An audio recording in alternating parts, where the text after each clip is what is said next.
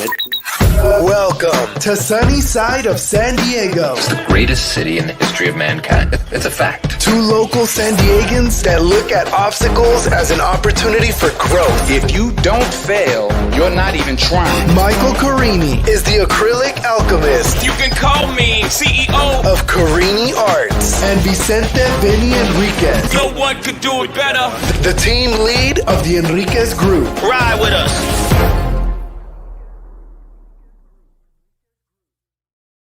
Hi, sunny side of San Diego listeners.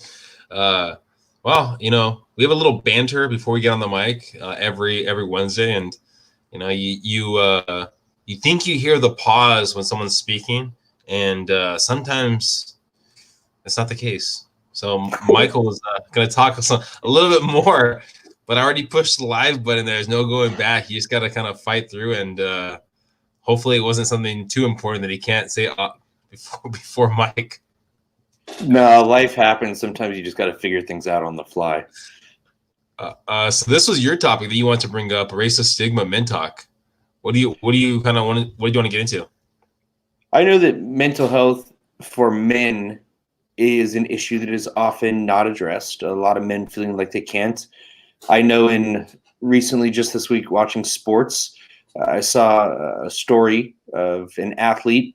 And there's a lot of talk of athletes in particular that feel like they can't address these issues, or people in positions like musical artists that are at the forefront that have to kind of keep these things to themselves. And I think that's what these people are taught a lot, is that they have to keep these things to themselves and they're not allowed to address them, when addressing them would be the thing that would allow them to potentially deal with them and to make them better. So I think erasing the stigma of being able to talk about mental health, whether you're a man or a woman. But I think that as two guys today, last time we did a podcast, we had a female guest on the show, and we talked about suicide and suicide post-vision for Mental Health Awareness Month. So we can kind of piggyback off that, and then we can share our own thoughts as men and our own dealings with mental health and our thoughts on it.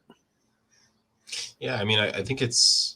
I think we talked about a little bit the last one, right? It's really about the I think it's perceived as a sign of weakness when you talk about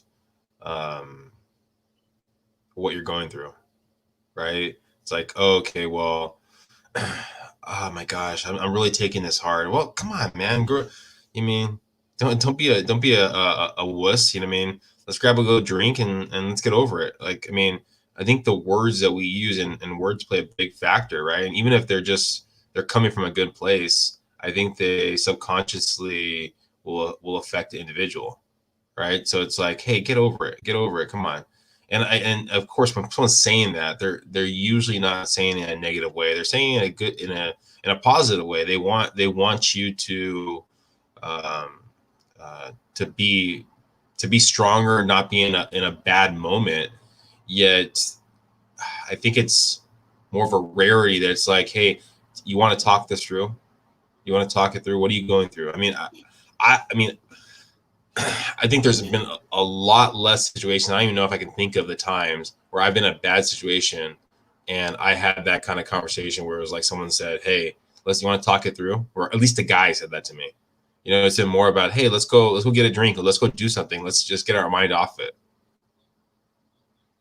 Yeah, so maybe it's not even a negative connotation per se, but exactly what you just described. Now, me personally, I've never had an issue or felt like I was weaker for just saying how I felt. In fact, I've thought, what could make me feel more powerful or stronger than just saying how I feel when I feel it, addressing my stuff so that I can potentially move past it. And that's how I see it, is there's an intent to move past it. But I think that you really kind of hit it, and I probably couldn't have articulated that or brought that up because it kind of eluded me. And then you pointed out that people are just going to, when you're in a situation like that, be part of the good vibes only club, where you're supposed to just get past everything and just like that, like, hey, just be happy. Oh, just smile. And I do have to say that once you said that, it did trigger a lot of memories back to earlier years, when people in school even would say, oh, just be happy, just smile. And I know that a lot of times when I'm in photos for events and things like that, people will say, "Oh, just smile harder." And there's nothing more infuriating for me than when somebody says, "Oh, just smile."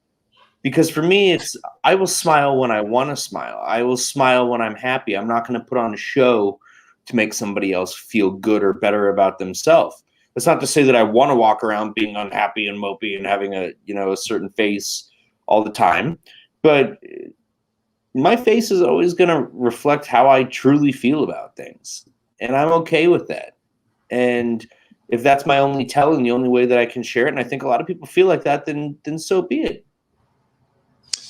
Yeah, and I mean, it probably even takes, I mean, um, a stronger friend, a more powerful friend to say, hey, let's sit down and find out what's the root of what's going on. Or, I mean, understanding how to even articulate the ability to ask, and say, okay, I will actually want to listen. I mean, like, I know for myself, when I've been in those bad moments, it was, I'm going to cry, or I'm going to soak in this sadness on my own. I'm not going to do it in front of other people, and I've been in a very kind of machismo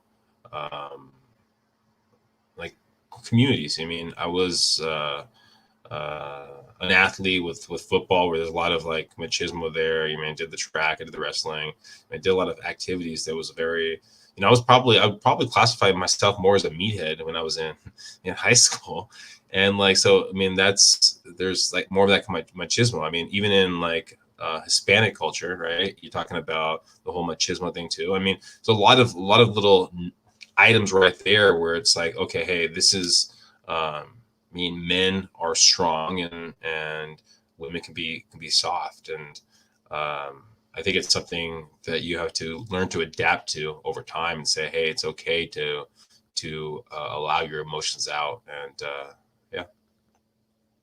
And it does seem like we're moving into a different time where perhaps that's changing, or the lines are being blurred a bit more.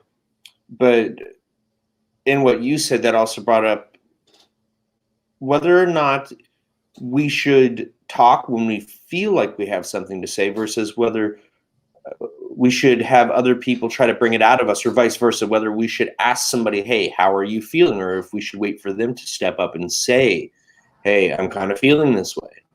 And I think that for guys is a big thing. Guys not as often going to say, hey, why don't you tell me how you're feeling? I think if two guy friends, if one said, hey, I'm feeling like crap and I need to talk about this, I feel like, yeah, maybe then they'd have a talk about it. But I don't think that the other's going to be like, you seem a little down today. Why don't you tell me why you're feeling this way or what's going on? I think that that probably is more common amongst women. Well, you have to also pick your battles, right? When are you going to have those conversations of saying, hey, bud, I want to talk this out. I want to, because it takes time, and it takes a big weight, a strong relationship to tackle some of those issues you're going through, and finding out when you can actually speak it. I mean, let's say someone listen right now, and they're talking about the idea of suicide, because that's something we talked about a lot last episode about the suicide prevention. I mean, that's a lot to put on another person's shoulders, saying, hey, you know what? My life is horrible. My life sucks. I mean, I don't want to be here anymore. You know what I mean? Like, I don't know how I would react for a lot of people. I mean, I would talk it through and try to help out as much as possible. But I don't know if I was in the wrong state of mind, how I would respond to that. Yeah, and I think because of the response that I did get, particularly in my earlier years when I was trying to figure out how to deal with it, people just saying, oh, just be happy, oh, just smile, oh, do this. I didn't like the response, and it just made me want to keep it to myself more. It made me not want to share it or talk to other people, because I thought, you know what, they just make it worse every time. Anytime I bring it up, or anytime I let somebody know or let them in, it seems like it's just making it harder. And so for the longest time, I just felt like, hey, I'll just keep it to myself. And my life experience has been that I've had to figure out a lot of things on my own and do a lot of things myself. So I decided, hey, you know, I'm just going to shoulder the burden myself. And for some, that is the route they go, and for some, that route works. But at some point, you may hit a breaking point where you realize, hey, this is more weight than I can carry. Now I need to do something or talk to somebody or address this, because now it's getting out of hand and now I can't control it. And I've hit those points too. Yeah, I mean, I know you've been very open about the idea of suicide, right? And how we've talked about in the past of like one of the big reasons why more recently you haven't done it is because of your cats, right? Who take care of them. It's one of the thoughts that comes into mind for sure. It's thinking about what you leave behind. And as somebody that's seen it from both angles, knowing that I felt left behind. Now, I'm not to say that my cats would feel quite like I do. I think if they were well fed, they'd probably be okay, but you know, maybe they would miss me. But I just think about the responsibilities and the things that I've committed to, and the idea of just, and not to say that that should be the only reason. I think you have to figure out other reasons, but I think that when you're on the precipice of something of that nature and you just need something to hold on to, that is a good reminder, and something that has been something that would and has held me back. Yeah, I mean, I think looking at most of the times that I thought about it, I mean, it was more just a thought of like, hey, you know what? I'm in a bad situation, a bad moment right here. You know, it's going to, if I were to do that, it would show them kind of thing, almost like for me at least, it was like a kid pouting when the thoughts came into my head. Like, yeah, I'll show them if I'm dead, they'll realize how much they miss me, kind of thing. And so I never took it to the extent of how I would do it or things like that. So I can't speak to the full extent, but I mean, I think at least most people have thought about, even if it's a cry for help, or if it's just a bad moment and you don't know how to get out of it, you think about it for that short period of time, that short moment. And some people think about it and they weigh it out, but I have to look at it. I mean, I've had a fairly good life. I've been very lucky than others. So, I mean, I was able to think of the positives and pull me out of those low moments. I can only imagine if I wasn't as lucky, maybe I would sleep in that sadness a little bit longer and things could have got worse, but been very lucky. So I can't speak on it fully to the extent that I know you haven't thought about it and things like that. Yeah, it's absolutely a thought in the decision making when you're in that state. So if you are able to think clearly at all in that state. And the other thing is thinking about, like you said, what's on the other side of this. And it was always, well, yeah, this is terrible, but everything is temporary. And so things may not be perfect, but there's something else. Think about all the things that you're going to miss and all the things that could be, and you'll never know what those things are. And that's been another key sticking point that has been helpful in those times. You know, it's so funny. I mean, I don't know if funny is the right word, but it's when I started to realize that it doesn't matter how bad your life is, right? There's probably someone else out there that wishes they had your life, right? They see it and maybe they don't have all the facts of it. They see it from the outside looking in, but there's probably someone else that has a life that's worse than yours. You know, like even in my down moments, I mean, I've later in life, I had those moments where someone's like, oh my gosh, yeah, like, yeah, I would love to grab a drink with you and just talk to you. I'm in a rough spot right now, and they're trying to come to me with advice. And like moments like that, you're just like, oh man, people are watching what you're doing. They wish they could learn from you and things like that. And it kind of puts things in perspective that you might feel in that one moment how bad everything, but if you look at the full picture of it, there's probably some really good nuggets, some really positivity in your life that maybe you're not focusing on enough. It's true. I think that when you're in those moments that you're so clouded, and not because of an ego thing, but you're just so clouded in the anxiety and the depression and whatever it may be that you're not able to see beyond that horizon. So you're not even able to see anything beyond exactly where you are and what you're feeling in the moment. So other people in that type of context, I think, is something that may elude us at those times. Now, the other thing that I've been thinking about recently, because I do talk about these things, is I have people that message me and tell me that they're struggling. And I'll get very long, lengthy messages that are very heartfelt, and I really do appreciate them. But it's interesting because I share my experiences, and I feel like that's the way that I'm able to help people in sharing the experience. Now, then when people come back and share their experience, sometimes I don't really know or have a lot that I can really say back. And part of that's because I'm still dealing with my stuff.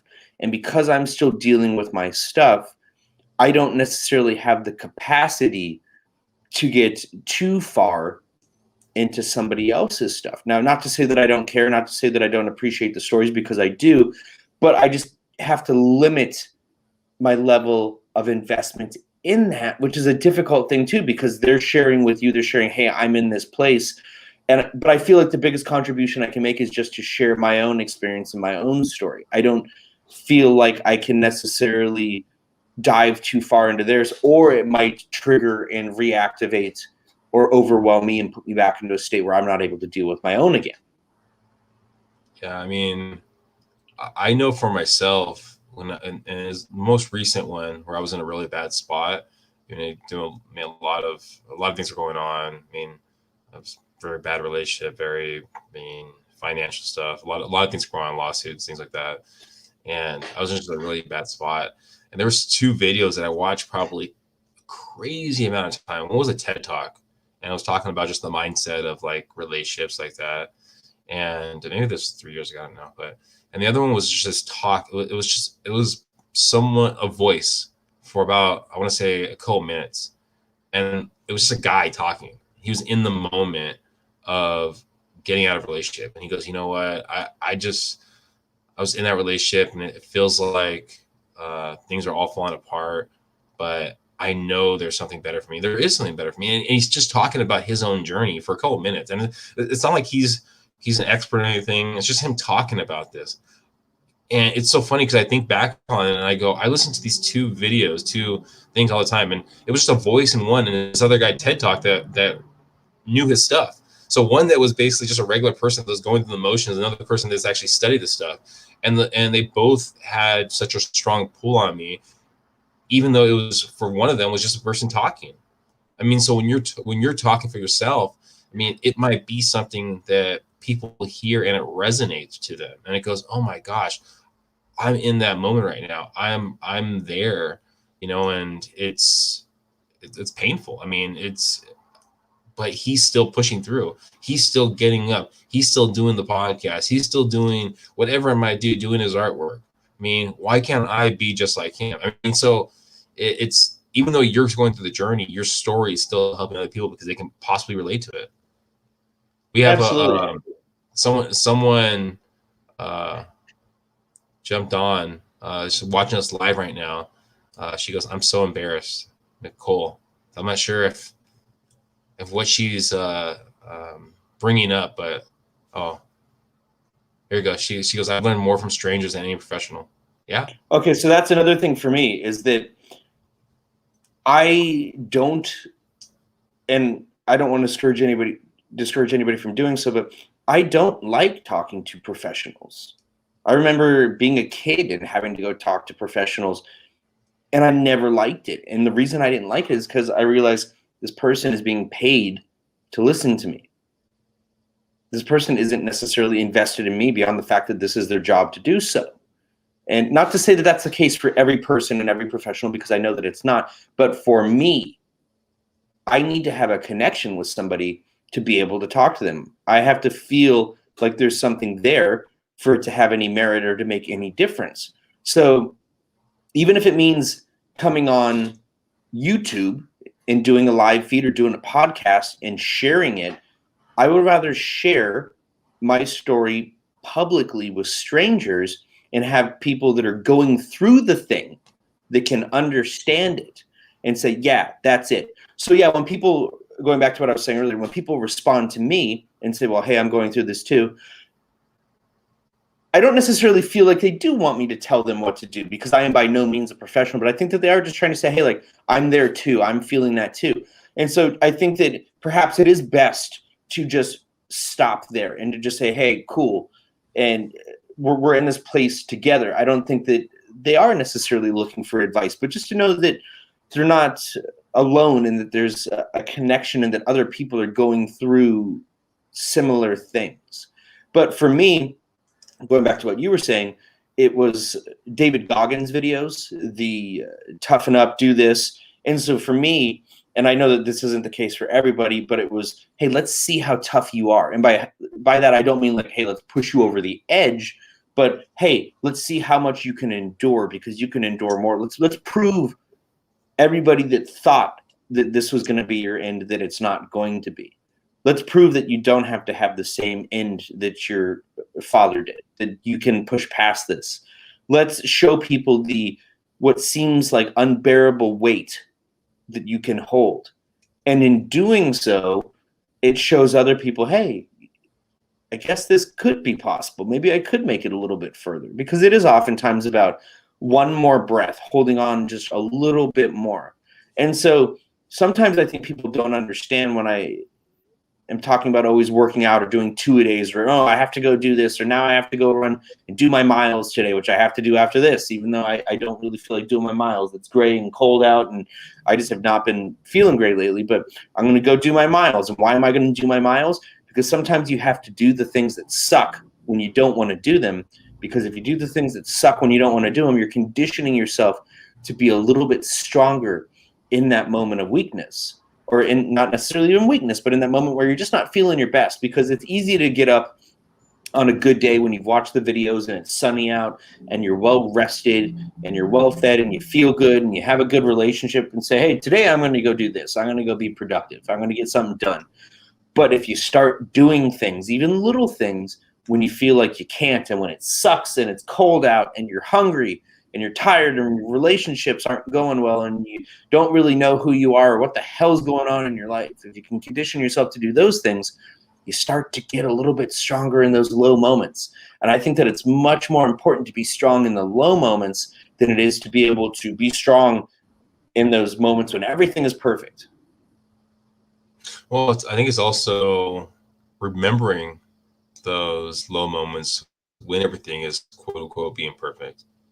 I mean, you get so high and you forget kind of those low moments. I mean, so having that balance of it, of remembering the good times when you're in the bad times, and remember the bad times when you're in the good times. I mean, you can learn so much. I mean, just look at the people. I mean, it's really easy to be a friend when someone's in the high moments. Everything's going well for them. It's a lot harder being a friend when you're in those bad moments, right? So if you remember who's been around you when you're in those bad moments, it's going to remind you who you want to be around with when you're in those high moments. Yeah, I mean, it brings into question if they're truly a friend. And I've run into that too. I have people around that want to be around for the good moments, and then when they see the totality of the experience and the reality, it's too much. And I'm cool with that.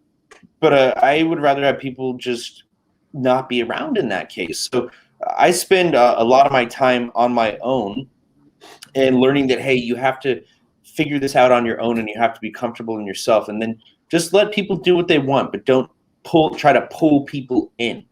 And going back to what you were saying about the high moments, is a lot of times I will sort of, and it can be an issue, sometimes I will diminish my high moments because I will want to try to keep things level, because I recognize that things aren't always going to stay up there. They're not always going to be perfect. So I have to remind myself, for my well-being, that, hey, remember these low moments. So sometimes people perceive that as being negative, but I'm really just trying to humble myself and to brace myself, to prepare and condition myself for when things are not perfect, because life is a roller coaster and things are not always going to stay at a high, but things are not always going to stay at a low either. So I have to remember that there are ebbs and flows, there are ups and downs, and some more extreme for some than others. And it's my way of sort of navigating things. So we all have different ways of navigating life. And I'm not going to say that anybody's way is wrong, but make sure that you are checking and balancing your methods and evaluating whether what you are doing is truly helping you, or perhaps it's actually placing an obstacle in front of you. Yeah, definitely. Well, I mean, hopefully everyone listening, I mean, and thank you, Nicole, for commenting. If anyone else watching right now, feel free in the future, join us. We do this Wednesday morning, most Wednesday mornings at 7:15. But comment, join. I mean, if you have a topic that you want to talk about, or if you want to give insight into a topic, or if you want to, you mean, call us out. I mean, we're just two San Diegans talking about our journeys and talking about the way we look at things. And I think there's a lot of things that we look at in the same light, me and Michael. But there are things that we look at differently too, and we've had our different journeys too. So you listening right now had a different journey than we've had. So feel free to reach out and comment and be involved. Thank you for subscribing. Any last words, Michael? Just that if you do feel like you need to talk, you should never be ashamed to talk. But you should also find somebody that you feel comfortable talking to, or try to find that niche, try to find that group where you feel like you can have that dialogue. Because if you're going to talk, or I'm doing the finger quotes here, if you're going to pretend to talk to somebody that you don't really trust, you're not going to get very far with that. It's not going to help you because there's not a vulnerability and an honesty there. So you need to find somebody to talk to. And I think a lot of it starts with feeling comfortable talking and being honest with yourself. And I think that very few people, much fewer than will admit, are really truly honest and comfortable talking to themselves. So maybe the dialogue needs to start there internally. And that could be a very scary journey right there. But all power to you if you can do that. I mean, we've talked about it, and this is for us, at least, working out. I mean, that's going to be the first step, at least for us, the closest I've ever got to meditation, to start the journey of having that conversation with yourself. I know running, working out, things like that have allowed me, at least, to hear what my inner thoughts are coming from and what they're saying and what they're telling me. Sometimes I'll have great ideas of it. So I know that's the first step, for at least for us, to start that conversation with ourselves. So, thanks, everyone. Please subscribe. Please share.